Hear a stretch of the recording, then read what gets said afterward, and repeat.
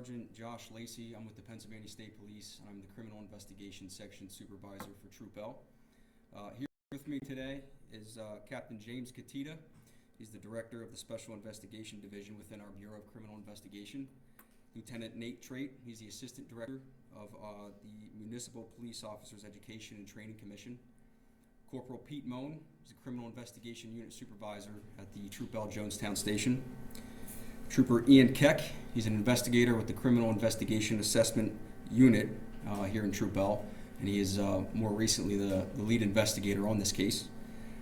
Trooper Jeff Bainey, he's the investigator with the Criminal Investigation Assessment Unit with our Bureau of Criminal Investigation. Trooper Ethan Brownback, he's the Troop L Public Information Officer. Lebanon County Assistant District Attorney Brian Deerdick, and the Lebanon County Deputy Coroner Victoria Beck. We're here today to announce the positive identification of a female who was found deceased in 1973 here in Lebanon County. Up until October of this year, the female was only known to us as Jane Doe. We'd like to take this opportunity to provide a general overview of the work that has been done in this case. After my overview, we will take a couple questions, open it up to the floor, but please keep in mind that this is an active and ongoing investigation, so some details might not be able to be divulged at this time. The investigation began on October 10th, 1973, when two Lebanon County Game Wardens discovered the deceased body of a young female in a wooded area off of Moonshine Rd near Ridge and Tomstown Road, Union Township, Lebanon County, Pennsylvania. The young female's remains, which were decomposed, were concealed under a plastic tarp and various brush. The deceased was described as a white female, long brown and or blonde in color hair, approximately 5'3" to 5'6" in height, and a thin to average build. The manner of her death was ruled undetermined. Over the years, investigators attempted to identify this young female through various efforts. Some of these efforts included developing two busts of what the young female could have looked like. One bust was completed through forensic analysis, and the other bust was a three-dimension representation with the help of the National Center for Missing and Exploited Children. In May of 2016, with the assistance of the National Center of Missing and Exploited Children, the young female was exhumed from Mount Lebanon Cemetery here in Lebanon County in hopes of locating some other form of evidence that would help determine her identity. Dr. Rick Snow, a forensic anthropologist with the National Center for Missing and Exploited Children, assisted with carefully removing the remains of the young female from the coffin. The remains were then transported to Lehigh Valley Hospital, where they were further examined. With the assistance from Estrella Labs and the Pennsylvania State Police Bureau of Criminal Investigation, a positive identification was made in October of 2024. As a result of their efforts, this young female will no longer be known as Jane Doe. She will be known by her given name, Ruth Elizabeth Brenneman. Ruth Brenneman was a 14-year-old female from York County, Pennsylvania, which is approximately 47 miles from where she was found. Ruth was last seen in the beginning of the 1973 school year after she left for school and never returned home.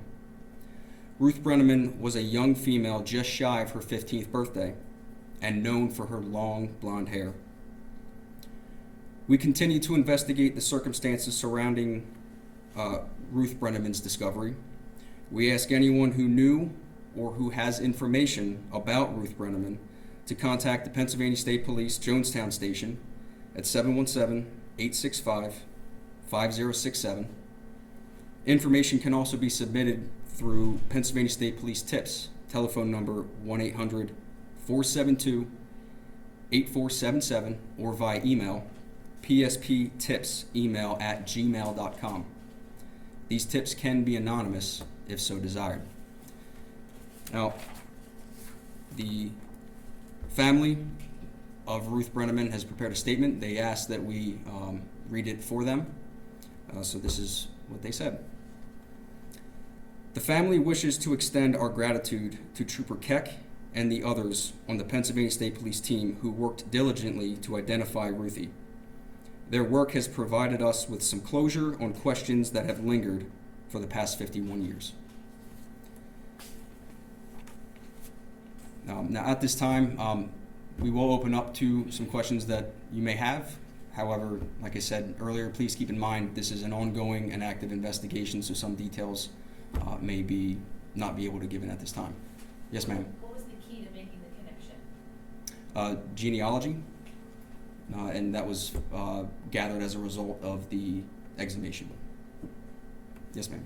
Are there any persons of interest for this this death of this child? It's ongoing, so I don't want to divulge too much information. So, but do you know if it's a homicide or anything? Can we at least know that? That's still pending through the coroner's office. Yes, ma'am. Can you say at this point that the death was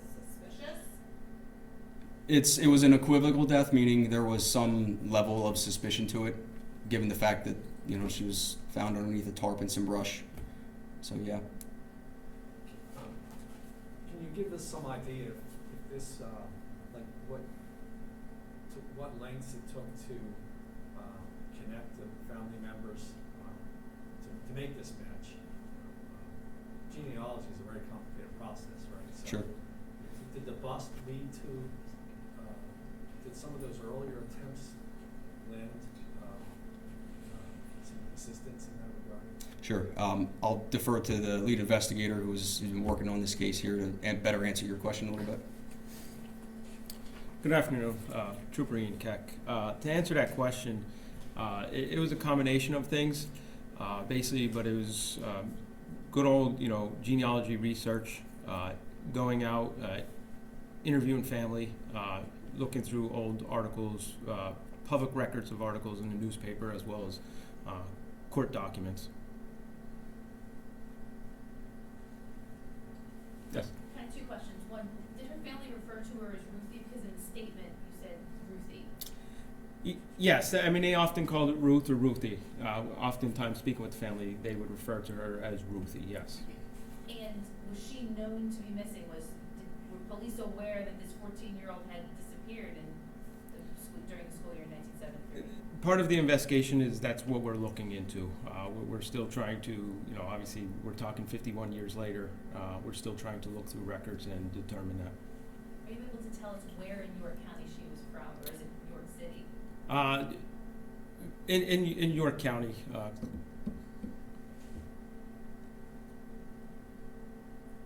you say she was last seen leaving school one day? I'm sorry, could you just repeat that part? Yeah, that's correct. She was she left the home to attend school, and that was the last contact the family had. That day in October? That's still investigating as far as the exact day, but it was early the fall time of the beginning of that school year, 1973. Trooper, there was about 10 years ago, there was a press conference, and some names were, well, I think it was Sergeant Trade at the time mentioned they narrowed it down to possible 3 missing runaway girls from the Jonestown Home for Wayward Girls. This obviously was not one of them. So how surprising was it that Ruthie came up as a match? I mean, through the genealogy, that we had and that we were following, obviously once you make that contact with the family, it's kind of that moment, like you realize who they were looking for the whole time. So it kind of brings a surprise to the family. It's 51 years later, and they always had that unanswered question, and finally, with the investigation, we were kind of able to give that answer to them. Did she come up? I'm sorry. Did her name come up as a possible person? That's still what we're looking into. That's still part of the investigation.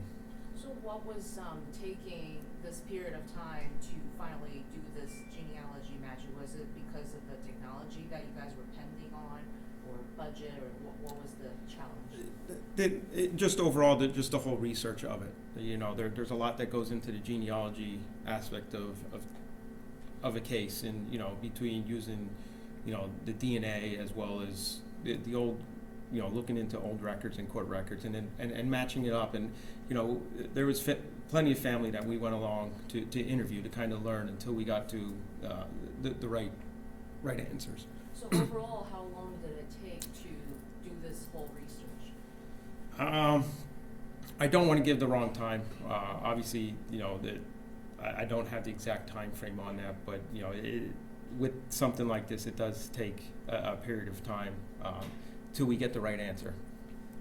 Was the exhumation done so that you could obtain DNA and then begin this genetic ancestry process? That was part of the whole, yes, that was part of the whole process. You know, at that time, genealogy was most likely in the infancy stage of that. But it was with the advancement of technology, that was our hope to kind of keep moving forward with Lieutenant Trait, you know, with his thoughts at the time. That was the whole purpose. And what, in terms of Ruthie's family, who is left? Its siblings or? Again, I don't want to get too much into the family aspect of it, but she does still have family that are, you know, that were able to assist with this and provide us the necessary information and that we needed to positively identify her. So to clarify, do you know if Ruth made it to school that day, or the last time she was seen or heard from was when she left for school? And did she walk to school, or did she ride a bus? Again, that, as far as how she got to and from school, is something that we're still looking into. And as far as whether she made it to school or not, again, that's something we're going to continue looking into. Hopefully with today, you know, this, you know, people will step forward and kind of continue to provide us information.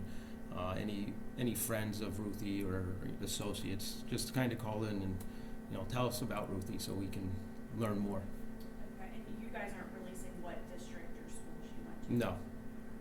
Thank you. So it sounds to me like we now know who she is, but you're still seeking possible justice for Ruthie. Absolutely. Just because we identified her today, that doesn't end our investigation.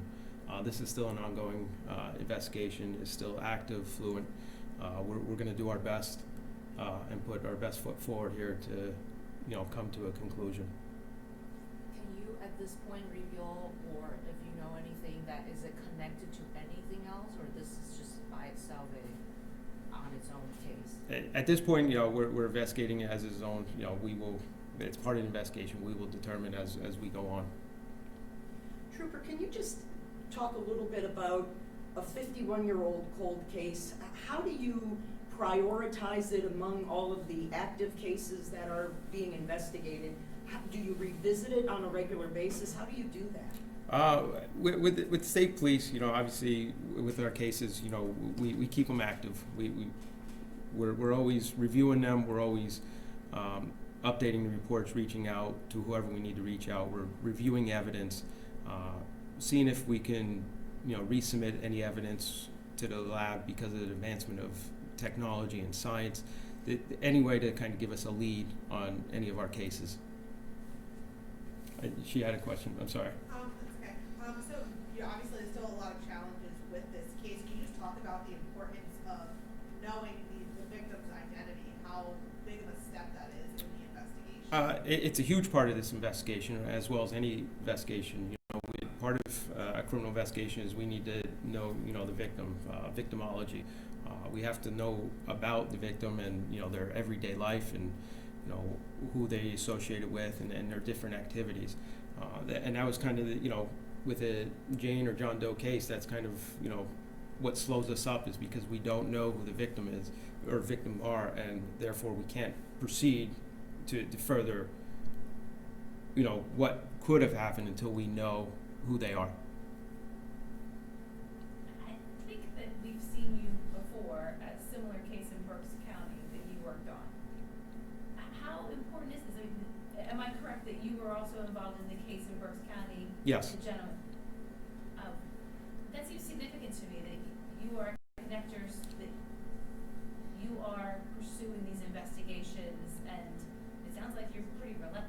I would just put it that I'm at the right place at the right time. I wouldn't say I'm not doing anything that another trooper did or investigator. You know, it's just that I was fortunate enough to get in, you know, where I'm at this point. A lot of credit has to go to the prior investigators beforehand. You know, without their efforts moving this forward, you know, we wouldn't be able to identify individuals in this case. You know, as I said before, Lieutenant Trey put a lot of effort into it. There was previous news articles about that, as well as, you know, the other case. This is a team effort. This is not a one-man show. This is a team effort with the state police. We have a lot of departments involved, a lot of hands that are working together. I get, you know, put up here because, you know, I have the firsthand knowledge of what's actively going on now. But behind the scenes, there are a lot of people involved. So it's not all me. There's a lot of people involved. I know you guys said Ruth, she went missing, was around just shy of her 15th birthday. Can you tell us her actual birthday? Ruth was born November 26th.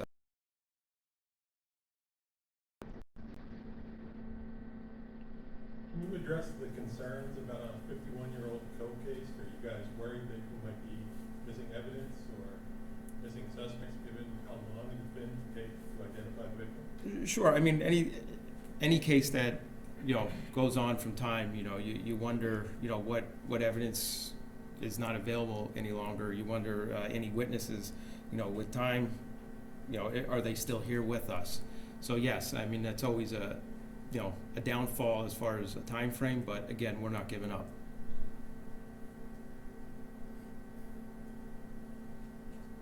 Doesn't it seem a little incredible that, you know, investigative powers that a young girl goes missing in 1973 and a young girl's body is found a couple counties over, that it wasn't matched up earlier, that an investigation wasn't done into missing individuals of that type at the time? I mean, they're always compared. You know, they're looking at, you know, the information that we have then. We also look at, you know, anyone that has been reported missing. We try to, you know, based off what we had then, compared to what, you know, that information on that case, you know, involved in. So they are compared. Records have shown that you have a missing girl and a young girl shows up dead, you know, 50 miles away. That might have been an investigative thread in 1973 instead of 2024. I'm not sure. Yeah. I mean, keep in mind, we're 1973. We didn't have the internet back then, so you can't do a quick Google search to see who's missing in the state. Sure, So, but, you know, we were limited by technology back then. So just in terms of just, you know, a list of missing people readily available at our hands, you know, back then, obviously I wasn't alive back then, but it's not as easy as it is, to use that term loosely, easy to search as it is today, as it was back then. Actually, was she entered in NamUs or anything like that, or NCIC? Do you know that? She entered into NamUs. Yeah, she was entered into NamUs. She is listed under there. So all that information goes out. You know, kind of going back to your question. You know, we do put this information out about missing or unidentified cases out to, you know, other police departments. You know, and we're only as good as what's reported back to us. You know, we're only as good as the information that's. I apologize. We're only good as, you know, the information that's coming into us. So you know, a lot of this is, you know, the help of the public. A lot of it's what they're providing us. You know, sometimes it's useful information, sometimes it may not be, but that's for us to decide. Are you able to share with us if her family, if Ruth's family in York ever declared her dead? That I don't believe so. That I don't have firsthand knowledge of. There's no records that I can say that she was declared deceased. Forgive me if you said this already, but did you guys have, or whoever, you know, discovered the remains back then, have an idea of how long they were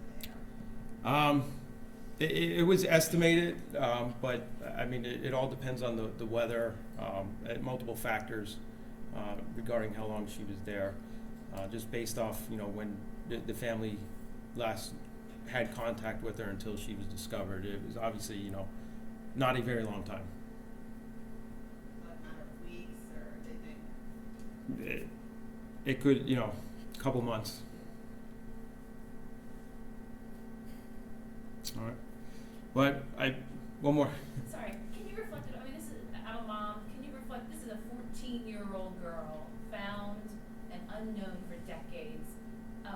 From like a feeling standpoint, can you comment on how it feels to be part of this process of finding her identity and seeking justice? From my standpoint, it could be, it's a lot of emotions, it's definitely a lot of emotions, more, obviously you have that feeling of, that you're able to help a family identify, their loved one that they've been missing for several years. But on the other hand of it is, I know there's another part of this investigation and it's not over yet, so we need to keep going. This is just one, I guess, hump that we got over. We were able to identify her. Now we're moving on. So I'm glad we're able to do this and use today's technology. And hopefully people, if you have a missing one, to kind of, consider, the resources that are out there, the technology that we can use to, identify Jane and John Doe's. But thank you. If you want to. Yep. Thank you for your time, ladies and gentlemen. As more developments come out,